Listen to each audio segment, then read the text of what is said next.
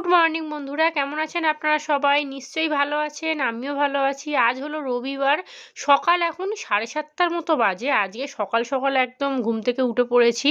তো উঠেছি অনেকক্ষণ, জানেন, প্রায় 6টা 6:30টার সময় উঠে পড়েছি। তো 6টার দিক করে না প্রত্যেক দিন আমার ঘুমটা ভেঙে যায়। এটা যখন মায়ের বাড়িতে ছিলাম তখনও আমার দেখতাম ঠিক 6টা বাজবে ঘুম ভেঙে যায়। তারপর আর ঘুম আসে না, জানেন তো। অন্য সময় দেখতাম, মানে আগে যখন শরীরটা খারাপ ভালো ছিল তখন না কি হতো, এই 6টার সময় ঘুম ভেঙে যেত, আবার একটু শুয়ে পড়তাম, আধা ঘন্টা 1 ঘন্টা ঘুমটা হয়ে যেত। কিন্তু এখন দেখছি আর ঘুম আসে না।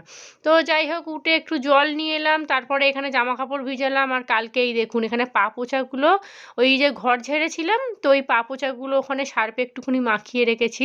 তো সব বেলায় কাচবো, এখন কাচলে ঠান্ডা লেগে যাবে একদম, কেউ দেখার লোক নেই বাবা।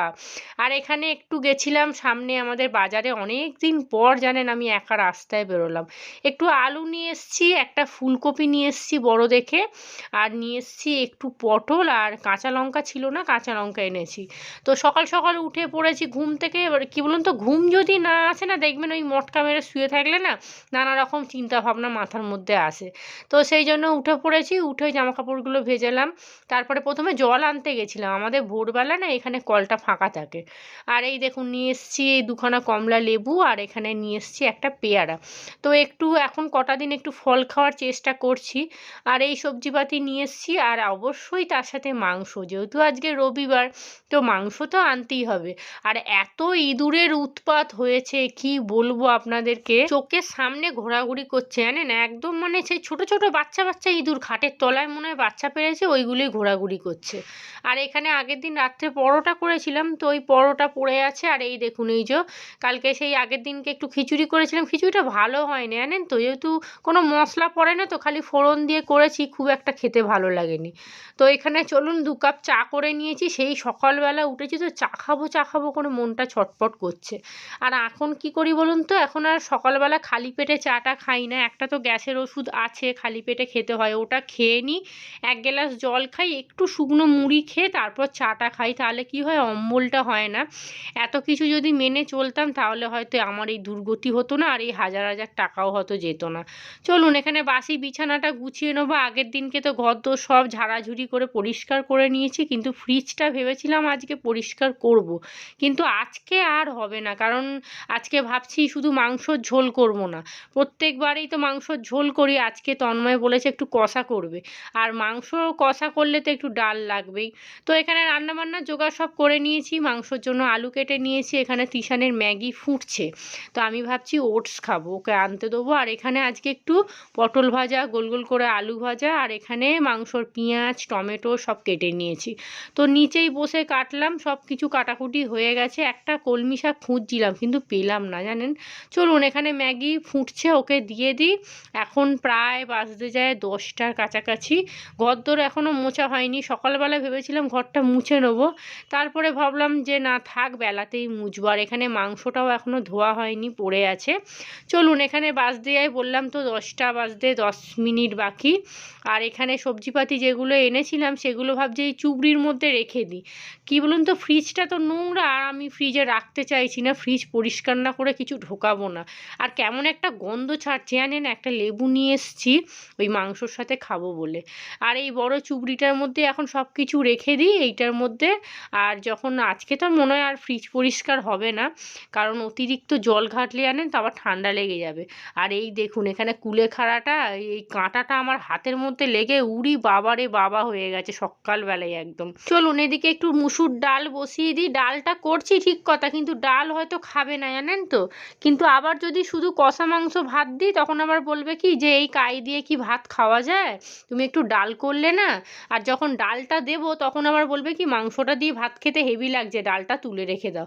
কীরকম জ্বালা দেখছেন তো, এদের জন্য না আমাকে ডবল করে খাটতে হয় জানেন তো, বেকার বেকার মানে ডালটা করবো, তার মধ্যে ফ্রিজটা তো চলছে না, সেই মানে বাইরেই রাখতে হবে। আর এখানে চালটা ভিজিয়ে রেখেছি, ওই গামলিটার মধ্যে তো ভাত আছে, ওই সরি ভাত বলছি, খিচুড়িটা আছে, সব পরিষ্কার করব। এখানে মাংসর আলুটা সিদ্ধ করে রেখে দিয়েছি, মাংস ধুয়ে নিয়েছি, এদিকে মুসুর ডালটাও বসিয়ে দেবো। এখন অনেকটা বাজতে যায়, 10:30 পৌনে 11টা বাজতে যায়। তো চলুন এদিকে রান্না করতে করতে জানেন ভিডিও এডিট করছি, আগের দিন রাত্রে ভিডিও এডিট করা হয়নি, এমন ওষুধ দিয়েছে জানেন জানেন তো, মানে একটুখানি খেলেই ঘুম পেয়ে যায়, আসলে শরীরটা উইক তো, আর ভিটামিনগুলো খাচ্ছি তো সেই জন্য না মানে ঘুম এসে যায়। আর এখানে দেখুন বাসনপত্র অনেক ছিল জানেন, এক ঝুড়ি বাসন দাঁড়িয়ে সব মাজলাম। আমার তো মন বলছে পরের দিনকে আমার ঠান্ডা লাগবে। আর এই দেখুন এখানে একটু ওটস খাবো ভেবেছিলাম, তিশান 2-3টে দোকান ঘুরেছে পায়নি, আর আমাদের সামনের দোকানটা তো বন্ধ, দুটো দোকানই একসাথে বন্ধ, নাহলে ওটসটা না বেশ গরম গরম খেতে ভালো লাগে আর শরীরের পক্ষেও ভালো। চলুন ব্রেকফাস্ট হয়ে গেছে, এইবারে ঝটপট করে রান্নাটা বসিয়ে দিই। সবার আগে মাংস বসাবো, কারণ মাংসটা তো আস্তে করে করে রান্না হবে, তো ওই জন্য মাংসটা বসাবো, আর ওই দিকে কড়াটাতে ভাজাগুলো বসিয়ে দেবো। কড়া বসিয়ে দিয়েছি, কড়ার মধ্যে একটু বেশি করে সর্ষের তেল দিয়েছি, আজকে সর্ষের তেল দিয়েই করব। আর এখানে তেজপাতা দিয়েছি, অল্প করে একটু চিনি দিলাম, রঙটা হেভি হবে, একদম লাল টুকটুকে রঙ হবে। যে কোনো তরকারিতে যদি আপনাদের মনে হয় যে রঙ হচ্ছে না, তাহলে একটুখানি চিনি দেবেন গরম তেলে, বেশ কালারটা খুব সুন্দর হয়। তো পেঁয়াজটা একটু ভাজা ভাজা করব, কাঁচা লঙ্কাগুলো দিয়ে দিচ্ছি, কাঁচা লঙ্কাগুলো একদম তেঁতো জানেন, ওই জন্যই আমি এখন দিলাম, না হলে পরেই দিতাম। আর আজকে একটুখানি ঝাল ঝাল করে মাংসটা রান্না করব, কষা মাংস তো ভালো লাগে খেতে।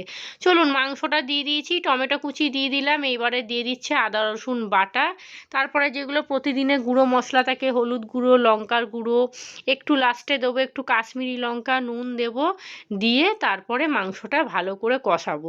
আর এইদিকে মাংসটা কষাতে দিয়ে দিচ্ছি, কারণ এটা তো আস্তে আস্তে হবে, জোর দিলে তো কি বলবো কষানো হয়ে যাবে কিন্তু সিদ্ধ হবে না। আর যেহেতু খুব বেশি জল তো দেবো না, সেই জন্য ভাবছি একটুখানি আস্তে করে করেই কষাবো। চলুন হয়ে গেছে সব মশলাপাতি দেওয়া, এবারে লাস্টে দিয়ে দিলাম কাশ্মীরি লঙ্কা, সুন্দর রঙটা হবে। আর গুঁড়ো লঙ্কাটা একটু বেশিই দিয়েছি, তিশান এখন ভালোই ঝাল খেতে শিখে গেছে জানেন তো। আমার মায়ের বাড়িতে মানে মাংস রান্না করে মা, একটু ঝাল ঝাল করে, তিশান দেখি একদম চেটে খেয়ে নেয়। চলুন হয়ে গেছে, এখানে ঢাকনা দিয়ে দিয়েছি, আর এইবারে কিন্তু এইদিকে এবারে আলুটা ভাজা বসিয়ে দেবো। আর এখানে অল্পই আলু কেটেছি, কারণ সবাইকেই দেবো কিন্তু অল্প করে দেবো, মাংসে যেহেতু আলু আছে তো খুব বেশি আলু ভাজা করব না। আর আমি এই আলু ভাজা ডাল দিয়ে ভাতটা বেশি খাবো, কারণ ওই ঝাল মাংস তো আমি খাবো না, এক পিস মাংস খালি তুলে নেবো। তো একটু প্রেসারে গাজর দিয়ে বিনস দিয়ে আলু দিয়ে ঝোল করলে ভালো হতো, কিন্তু আর কি বলুন তো ভালো লাগে না, একার জন্য করতে ইচ্ছা করে না, কেউ খেলো তার জন্য দেখবেন একটুখানি করতে মানে মন লাগে, কিন্তু একার জন্য মনে হয় দূর একটু আলু দিয়ে দিয়ে খেয়ে নেবো। চলুন এদিকে আলু ভাজাটা হয়ে গেছে, এবার পটলগুলো দিয়ে দেবো, আর যে কটা আলু আছে সব একবারেই দিয়ে দেবো। তেলটা একটুখানি বেশি করেই দিয়েছি, ওই কড়াটা রেখে দেবো, যে তেলটা আছে আবার অন্য কিছু রান্না করলে তখন আবার ওতে করে নেবো। আর এদিকে মাংসটা হাফ কষানো হয়ে গেছে, এবারে আলুটা দিয়ে দিলাম। আলুটা কিন্তু পুরো সিদ্ধ করি না, 80% সিদ্ধ করি, আর 20% এই ঝোলের মধ্যে হয়, তাহলে কি হয় একদম পারফেক্ট হয়। এখন মাংস রান্নাটা ভালো শিখে গেছি জানেন তো, মনে হচ্ছে তন্ময় আমাকে মেডেল পুরস্কার দেবে, সেটা দেবে না জানেন তো, ওই হয়তো একবার বলবে ভালো হয়েছে, তাও সেটা জিজ্ঞেস করলে বলবে। এক একজন এরকম আছে জানেন, রান্না ভালো হয়েছে কিন্তু খেয়ে নেয় সব, একদম পাত পরিষ্কার করে খাবে, তারপরে আবার চেয়ে খাবে, কিন্তু লাস্টে একটা খুঁত ধরে নেয়, এই ঝালটা একটু কম হয়েছে, এই নুনটা ঠিক মতো হয়নি, এক একজনের এরকম স্বভাব থাকে, যেমন এই তন্ময় খাওয়া দাওয়া হয়ে যাবে চেয়ে খাবে, এত সুন্দর পাত পরিষ্কার করে খাবে, কিন্তু ওই লাস্টে বলবে আর একটু নুন হলে ভালো হতো। এইটা শুনলে তখন মাথাটা কেমন গরম হয় বলুন।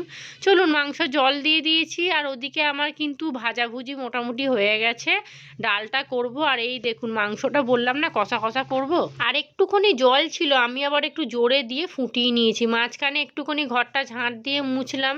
তো চলুন এদিকে হয়ে গেছে মাংস, আর এদিকে কিন্তু ভাতটা বন্ধ করে রেখে দিয়েছি, রান্না বান্না হয়ে গেছে। এদিকে অল্প করে একটু কাচাকুচি করেছি, এই যে 1 বালতি দেখছেন, আগের দিনকে যা বালিশের ওয়ার ছিল দুটো ঘরের, 5 বালিশের ওয়ার যা ছিল সব কিছু কেচেছি, আর এখানে এই যে পাপোচাগুলো ধুয়ে নিয়েছি, এখন কাচছি কিন্তু অল্প করে, আগে কি করতাম সে একবারে সব কাচতাম, এখন আর সেটা করছি না।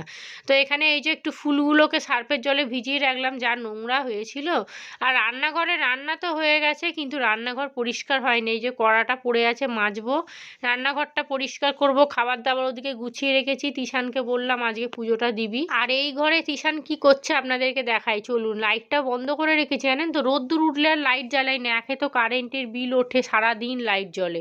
এই দেখুন এখানে আঁকতে বসেছে, এটা হলো পিকাচু, আর এটা ওইটা ছেলেটা অ্যাস। ও ছেলেটা অ্যাস, আর এটা পিকাচু, বাবা। আর এটা কি? এটা কাকাসি। কাকাসি।